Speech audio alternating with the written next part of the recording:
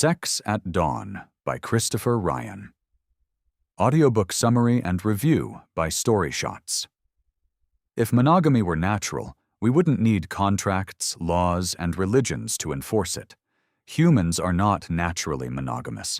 That's the thesis of Sex at Dawn by Christopher Ryan and Casilda Jatha.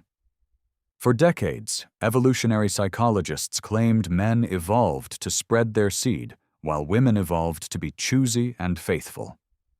The authors argue the opposite. Our ancestors lived in sexually egalitarian groups where paternity was irrelevant, resources were shared, and monogamy didn't exist. Modern marriage didn't emerge from biology, it emerged from agriculture. Prehistoric humans shared sexual partners. For 95% of human history, we lived as nomadic foragers in small bands. Resources were scarce, so sharing was survival. That included sexual access.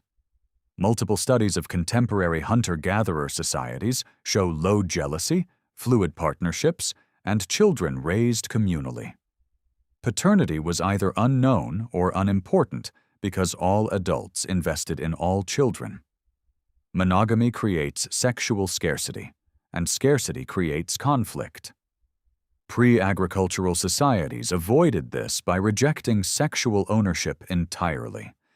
Every time you feel jealous or possessive in a relationship, you're experiencing a learned emotion, not a biological imperative.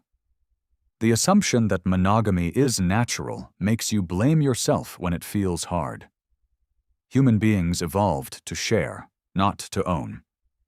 But the real question becomes clear when you trace where monogamy actually originated. Agriculture invented sexual property. 10,000 years ago, humans started farming. For the first time, resources could be accumulated and passed down. That changed everything. Men with land needed to know which children were theirs. Women became sexual property to guarantee paternity. Marriage laws, virginity rituals, and slut-shaming all emerged to enforce paternity certainty. Monogamy was never about love. It was about inheritance. The nuclear family isn't ancient. It's a recent invention designed to concentrate wealth and control reproduction. The guilt, shame, and anxiety you feel around sexual desire doesn't come from biology. It comes from an economic system that treats bodies as property. Monogamy is a solution to a problem that only exists when you own things. If sexual ownership is a social construct, the biological evidence becomes impossible to ignore. Biology contradicts monogamy. Human anatomy reveals our sexual past. Men produce sperm in massive quantities because sperm competition was the norm. Women's sexuality is cryptic. Ovulation is concealed, orgasms are complex, and arousal happens independently of fertility. Both traits evolved in species where females mate with multiple males. Monogamous species show the opposite: low sperm counts, obvious fertility signals, and no female orgasm. Humans don't fit the monogamous pattern. We fit the promiscuous one. Bonobos are our closest genetic relatives alongside chimps. Females initiate sex freely and use it to reduce social tension.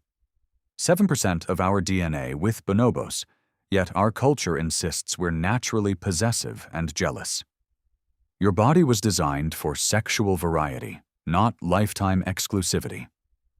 If this changed how you think about relationships and sexual norms, someone in your life probably needs to hear it too. Final summary.